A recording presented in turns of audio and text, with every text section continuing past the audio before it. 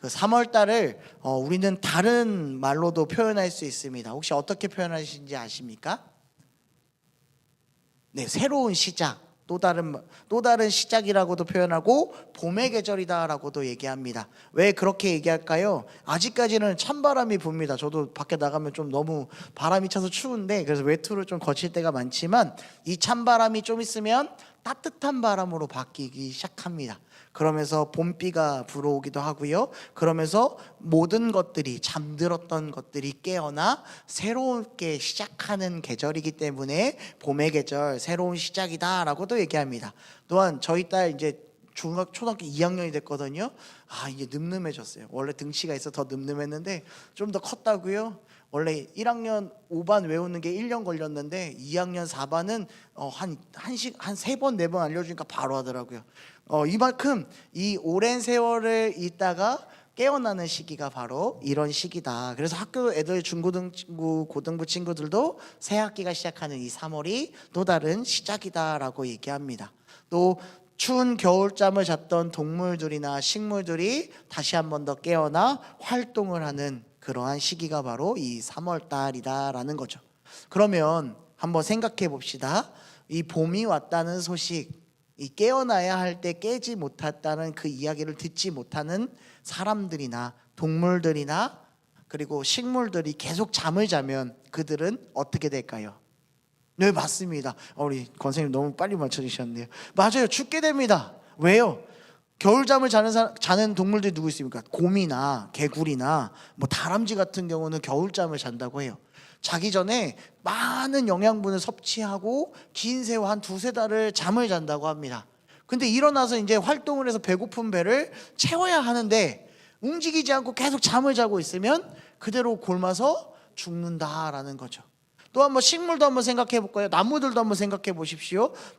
겨울이 되면 나무들이 어떻게 돼요? 앙상한 가지만 남아 있어요. 그러면서 이제 찬바람이 지나고 그러니까 따뜻한 바람이 불면 거기서 뭐가 나와야 돼요? 싹이 나야 돼요. 그래야 열매도 맺고 푸른 이쁜, 이쪽 있으면 저희 교회 앞에 벚꽃나무가 피지 않겠습니까? 그렇게 이쁘게 펴야 되는데 안 펴. 그냥 앙상하게 있어. 그러면 어떻게 해요? 잘라버린다는 거예요. 그럼 결국 어떻게 돼요? 땔감밖에 더 됐겠고요. 아무것도 쓸모가 없게 된다라는 겁니다. 그렇게 다 베어버리고 죽게 된다라는 거죠. 일어날 때에, 깨어날 때에 깨어나서 활동해야지만 그 모든 것들이 제대로 굴러갈 수 있다라는 겁니다.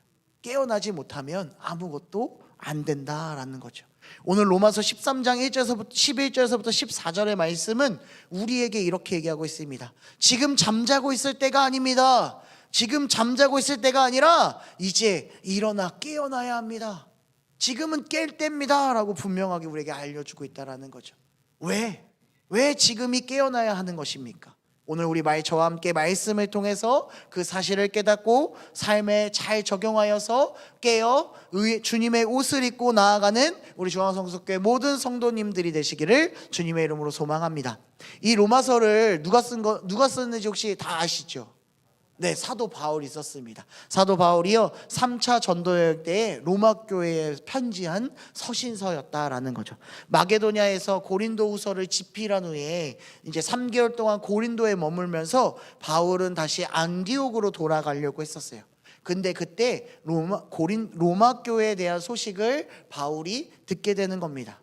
한 번도 가지 않았던 그 로마 교회 소식을 듣고 바울은 편지를 쓰고 싶었어요. 왜요? 그 이유가 3가지로 얘기합니다. 첫 번째는 복음을 체계적으로 전하기 위해서였어요. 지금 로마교회에 뭐라고 나오냐면 바울이 전한 복음은 거짓된 복음이야, 잘못된 거야 라고 알려주는 거예요.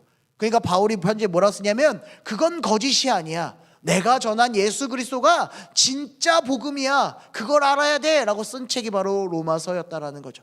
두 번째는 또 뭐였냐면 로마 교회가 스페인의 선교 기지가 되기 위해서 편지했다라고 쓰여 있습니다. 그리고 마지막으로는 서로 분열됐던, 그러니까 유대 그리스도인들과 이방 그리스도인들의 그 분열된 갈등을 어떻게 해서든지 해소해서 하나의 교회, 온전한 교회가 되기 위해서 이 로마서의 말씀을 쓰게 된 거죠. 편지를 쓰게 된 겁니다. 그래서 그러고 보면 이거는 바울이 썼다라고 생각하는데요. 로마서 16장 22절 말씀에 보면 이 편지를 기록하는 나 더디오도 주 안에서 너희에게 무난하더라라고 얘기합니다. 여기서 누가 나오고 있어요? 지금 더디오라는 사람이 나왔어요. 더디오라는 사람이 뭐라 그래요? 이거를 기록했다라고 얘기합니다. 로마서는 바울이 썼다고 지금 얘기하고 있는데 더디오가 썼다고? 이게 이해가 안 되지만 그 당시에 바울이 눈이 굉장히 좋지 않았다고 합니다. 그래서 바울이 편지를 쓸 수 없으니 이 더디오라는 사람이 대신 써서 보내게 되었다. 그게 바로 이 로마서다라는 것입니다. 이러한 모든 상황 가운데 로마서 13장 11절 말씀에 보면 이렇게 성경은 이야기하고 있습니다. 어이구야. 네, 우리 같이 한번 읽어볼까요? 로마서 13장 12절입니다. 시작. 또한 너희가 이 시기를 알거니와 자다가 깰 때가 벌써 되었으니 이는 이제 우리의 구원이 처음 믿을 때보다 가까웠음이라 라고 얘기합니다. 지금 바울은요 뭐라고 얘기하고 있어요? 이 시기가 어떤 시기라고요? 자다가 깰 때가 벌써 되었다라고 지금 알려주고 있다고 합니다. 이 시기는 어떤 시기인가? 말했더니 바로 마지막 때가 정말로 다가왔다라고 지금 바울이 알려주고 있다라는 거죠. 바울은 왜 이 시기가 마지막 시기라고 말하는 걸까요? 그건 앞선 13장 말씀을 좀 전체적으로 보면 국가에 대한 성도의 태도를 먼저 얘기했고요. 세상 이웃간에 관한 성도들이 어떻게 대해야 되는지에 대해서 앞선 말씀에 나오고 있다라는 거죠. 그런 가운데 이제 마지막 때에 지금이 마지막 때이니 그러한 모습들을 너희가 간직하고 행해야 된다라는 사실을 보여주고 말해주고 있다라는 겁니다. 그러니 지금 마지막 때이니 너희가 지금 뭐 해야 된다? 깨어나야 된다라고 하는 겁니다. 자고 있는 게 아니라요, 깨어나야 한다라고 분명하게 얘기하고 있다라는 거죠. 그럼 왜 깨어나야 합니까? 바울이 말하는 이 마지막 때에 우리가 왜 깨어나야 할까요? 그 첫 번째로는 바로 올바로 이 시대를 분별하기 위해서 깨어나야 한다라고 우리에게 알려주고 있습니다. 깨다라는 의미가 무엇입니까? 사전적으로 찾아보니까요, 잠들거나 취한 상태에서 벗어나 온전한 정신 상태로 돌아오다라는 뜻을 가지고 있대요. 이 깨다라는 게 그렇다는 거예요. 잠들거나 취해서 내가 정신을 못 차리는 것이 아니라 완전히 깨어나서 올바른 정신으로 있는 것, 그것이 바로 깨어있다. 올바른 정신으로 살아가는 것이 바로 깨어서 살고 있다라고 바울이 알려주고 있는 겁니다. 왜 깨어나냐? 지금 이 시대가 악하기 때문에 우리는 깨어 있어야 된다라고 얘기하고 있는 겁니다. 이 악한 시대 가운데에 우리는 깨어서 그 시대를 분별해야 내야 우리가 하나님의 자녀로 올바로 이웃을 사랑하고 하나님을 사랑할 수 있다라는 것을 지금 로마 교회에 알려주고 있는 거예요. 그리고 지금 오늘 우리 중앙성서교회는 모든 성도들에게 다시 한 번 더 바울은 말해주고 있는 겁니다. 깨어 있으세요. 왜냐하면 지금 이 세대가 악하기 때문입니다. 그러니 여러분들 스스로 깨어서 분별해내야 합니다 라고 말해주는 겁니다. 바울은 사실 로마교회를 가본 적은 없어요. 그렇지 않겠습니까? 소식만 들었으니까요. 그러니까 그 로마교회가 어떤 영적인 상태인지는 사실 아무도 몰랐어요. 바울도 몰랐을 거예요. 가보지는 않았지만 이러한 여러 소식만 들어도 지금 그들이 굉장히 힘들고 어려운 상황 속에 놓여져 있구나 라는 것을 알 수 있었다는 거죠. 근데 그 어려운 상황을 만든 게 뭐냐면 다 옛 것들을 자꾸 갖고 와서 그게 맞다라는 소리를 자꾸 들었기 때문에 그런 거예요. 그러니 그 옛 것들을 과감히 벗어버려라 라는 것을 제발 알기를 원하는 바울의 간곡한 편지 안에 들어갔다라는 겁니다. 제가 말하는 이 옛 것은 뭘까요? 낡은 것은 뭘까요? 바로 세상에 속한 것을 말한다라는 거죠. 우리가 아직 예수 그리스도를 만나지 않았을 때에 귀중하게 여긴 것, 삶의 전부라고 여긴 것들이 바로 우리의 옛 것이다 라고 성경은 우리를 통해서 말해주고 있다는 겁니다. 그러한 사실이 예수님을 만나고도 하나님의 자녀가 되었음에도 불구하고 우리의 발목을 늘 잡아요. 그래서 우리가 주님께로 나아가는 길에 자꾸 가지 못하게 멈추게 만들고 앉게 만들고 넘어지게 만든다라는 거죠. 늘 우리는 그것 때문에 시험당하고 무너지고 슬퍼하고 눈물을 흘린다는 거죠. 그러니까 참 어렵습니다. 근데 이것이요, 우리 삶에 없어서는 또 안 돼요. 왜냐면 없으면 못 살잖아요. 그러니까 필요한데 그것을 너무 우리가 고집하거나 욕심부리면 그게 하나님의 길을, 하나님 앞으로 가는 길을 방해하고 우리를 자꾸 잠들게 만든다라는 겁니다. 그러니 이제 우리가 그것을 내려놓으셔야 합니다. 하나님을 더욱더 생각해야 합니다. 예수 그리스도가 나의 전부임을 더욱더 고백할 수 있어야 합니다. 그게 우리의 삶의 목적이 되어야 한다는 거죠. 그게 깨어서 해야 할 분별의 우리의 모습이다라는 겁니다. 우리가 어떻게 살아야 할까요? 세상 속에 살지만 우리는 하나님의 자녀답게 살아야 합니다. 하나님의 말씀으로 옷 입고 하나님의 말씀으로 살아가야 한다. 너무 잘 알고 있잖아요. 그런데 우리 삶 어떻습니까? 늘 이거 없으면 안 되고 저거 없으면 안 되고, 이게 잘 안 되는데 어떡하지, 저게 잘 안 되는데 어떡하지, 하나님 앞에 기도하면 다 된다라는 거 알지만 기도하지 않고, 기도하면 된다라고 알고 있지만 믿지는 또 않아요. 뭐 그 또 어떻게든 되겠지, 또 이렇게 얘기하세요. 그게 뭡니까? 우리의 마음 가운데 자꾸 깨어있지 못하고 세상이 주는 것으로 분별하지 못하여 전적으로 하나님을 의지 못하는 것이라는 거죠. 이제 우리는 깨어야 합니다. 깨어서 주님을 준비해야 합니다. 이 마지막 때에, 정말 이 악하고 정말로 끝이 다가오는 이 때에 우리가 깨어서 모든 것들을 분별해내어 하나님께로 나아가야 합니다. 마태복음 25장 1절에서부터 13절 말씀에 보면 열처녀의 비유가 말씀 속에 나오고 있습니다. 이 열처녀의 비유가 어떤 내용입니까? 열처녀가 신랑을 기다리고 있는 거예요. 그 당시에 신랑 기다리려면 뭐 해야 돼요? 등을 켜놓고 있어야 되는 거죠. 근데 켜놨는데 5명의 처녀는 여유분의 기름을 준비했고 5 처녀는 그냥 등에 있는 기름만 준비했다라는 거죠. 근데 신랑이 금방 올 줄 알았는데 신랑이 안 와요. 너무 더뎌요. 근데 그 등불의 기름이 어떻게 될까요? 점점 줄어들고 있다라는 거죠. 그래서 꼬박 잠들었어요. 어느덧 보니까 신랑이 온다는 소식을 들었어요. 이제 등을 켜고 더 켜서 신랑이 나를 데려가기를 원하고 있어요. 근데 기름이 떨어지고 있어요. 어떡해요? 어떡하지? 그래서 5 처녀는 준비한 기름을 얼른 등에 넣어요. 그럼 등이 더 잘 보이겠죠. 근데 기름을 준비하지 않은 이 5 처녀 어떻게 할까요? 허둥지둥 되기 시작해요. 어떡할까요? 기름 좀 빌려줘 라고 옆에 얘기하겠죠. 그러나 이 5 처녀가 뭐라 그러냐면 우리의 기름도 부족하다고, 얼른 가서 사와, 혹시 몰라 사와서 들어갈 수 있을 거야 라고요. 근데 그래서 5 처녀가 기름을 사러 가죠. 그리고 나서 신랑이 찾아옵니다. 그리고 등을 준비한 5 처녀가 신랑과 함께 혼인잔치에 들어가요. 헐레벌떡 이제 기름을 사서 와서 등을 켜고 신랑을 찾는데 신랑이 없어요. 혼인잔치로 막 가요. 제발 우리도 들어가게 해주세요. 우리도 왔어요. 뭐라고 합니까? 이미 문이 닫힌 상태, 들어가지 못한다라는 거예요. 왜 그렇습니까? 왜 못 들어갑니까? 깨어있지 않아서, 미리 준비하지 않아서 그렇습니다. 이것만 하면 되겠지라고 생각한 그 마음에 우리가 무너진, 그녀들이 무너진 거죠.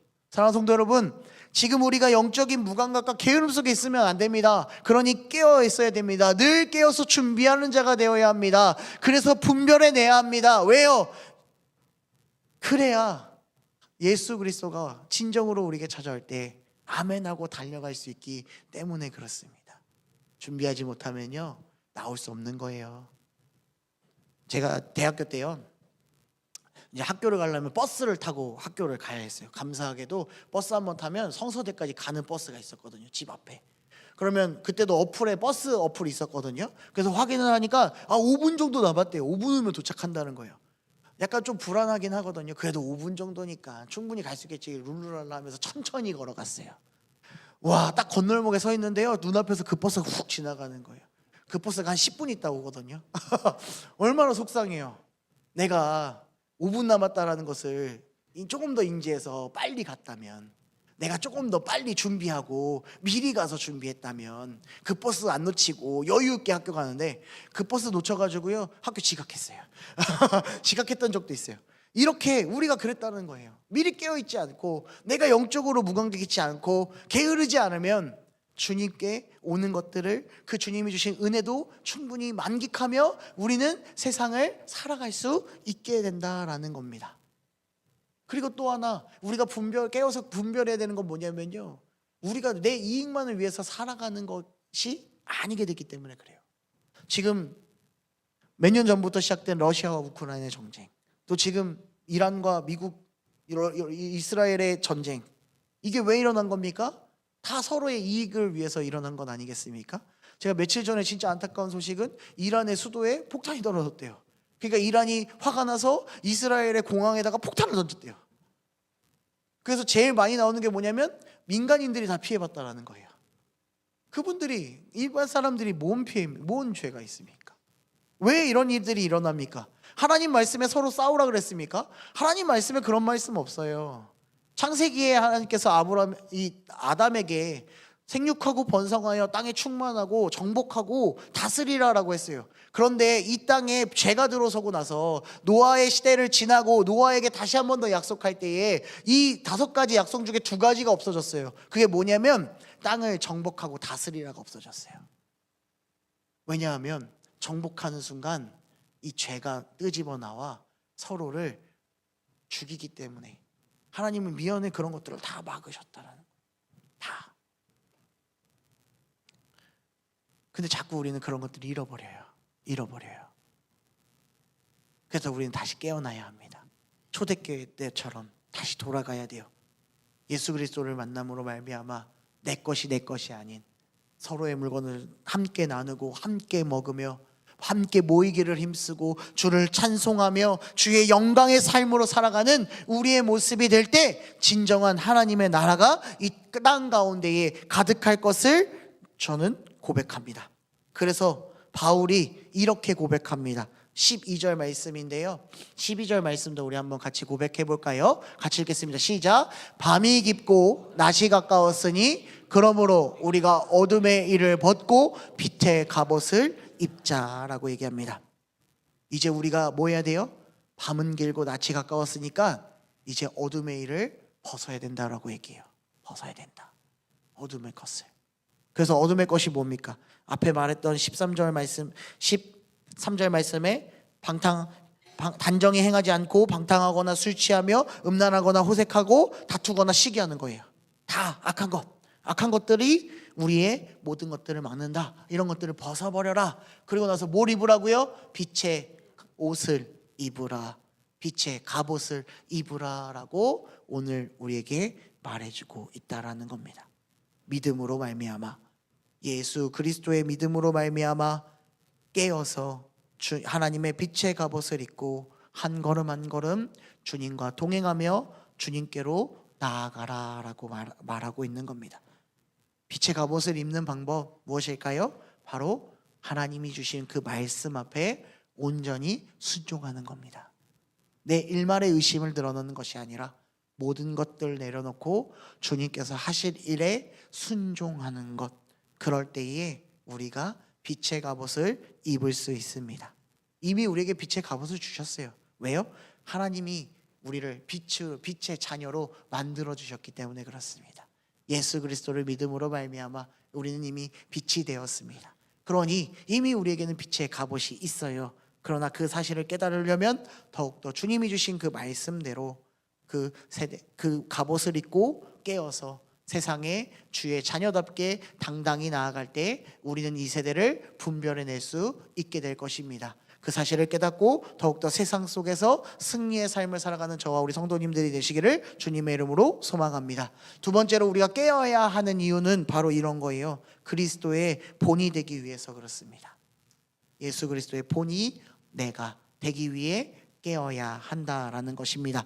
분명히 바울은요, 빛의 갑옷을 입자라고 얘기하면서 한 번 더 14절 말씀에 옷을 입으라라고 말하고 있습니다. 14절 말씀도 우리 한번 같이 읽어보겠습니다. 오직 주 예수 그리스도로 옷 입고 정욕을 위하여 육신의 일을 도모하지 말라라고 얘기합니다. 지금 오직 무슨 옷을 입으라고요?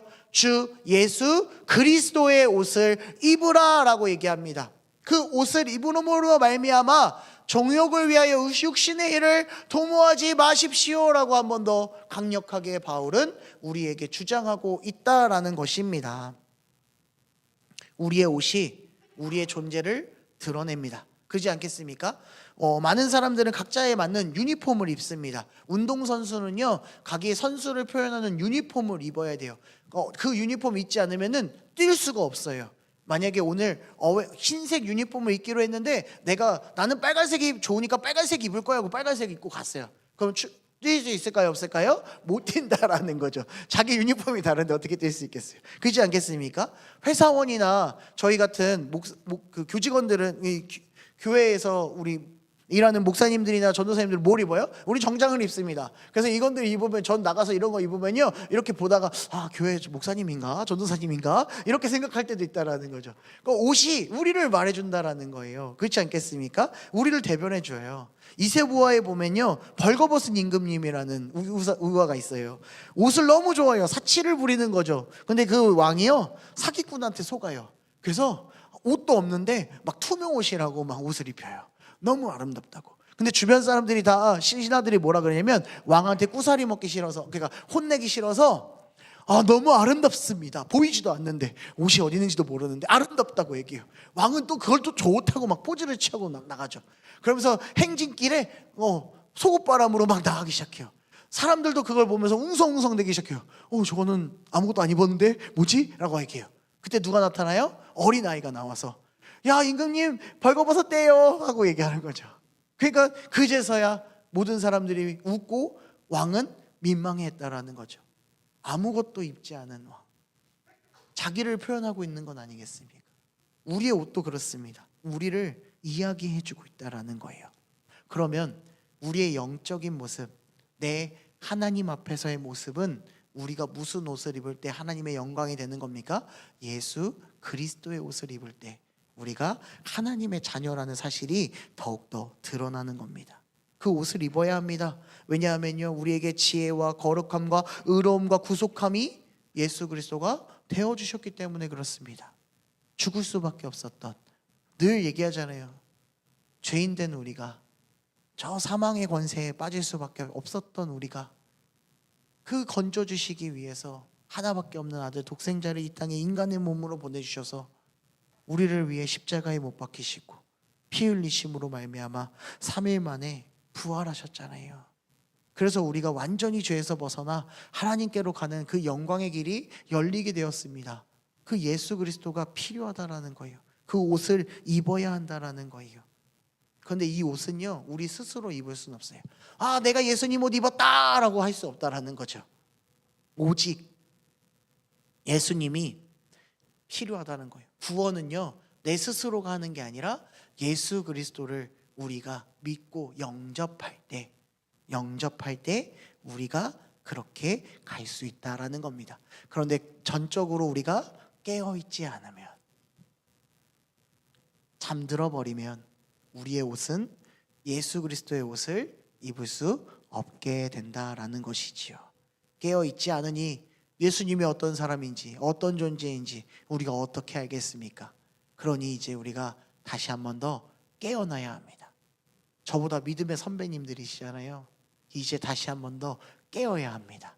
그리고 내가 만난 예수님, 내가 아는 예수님, 내가 느끼고 고백했던 예수님을 더욱더 나의 삶의 고백으로 드러내셔야 합니다. 그랬을 때에 세상이 깨어날 줄로 믿습니다. 그리고 주님의 나라가 완성될 줄로 믿습니다. 올해 들어서요, 저희 교육자들과 함께, 목사님과 함께 환우 신방으로 시작으로 지금 목장 신방을 지금 계속해서 하고 있습니다. 굉장히 열심히 하고 있거든요. 그러면서 목사님께서 성도님들에게 기도 제목이 뭐예요? 라고 이렇게 많이들 여쭤보세요. 그러면 많은 분들이 뭐라 그러냐면 자녀에 대해서 많이 기도 제목들을 내놓습니다. 그러면서 뭐라고 얘기하냐면 자녀들이 믿음이 회복했으면 좋겠다고 얘기하세요. 그러면서 꼭 붙는 말이 있어요. 뭐냐면 옛날에는 교회에서 진짜 이름 깨나 날렸다고 막 회장도 하고 뭐 교회에서 봉사도 열심히 하고 다 했다고, 뭐 못하는 게 없었다고, 근데 지금은 왜 저러고 있는지 모르겠다고, 그러면서 막 눈물도 흘리시면 저희 마음도 아프고 저도 울고 막 서로 막 그렇게 울고 있는 것 같아요. 근데 지금 그들이 다 뭐 하고 있는 겁니까? 자고 있는 건 아니겠습니까? 자고 있으면 어떻게 해야 돼요?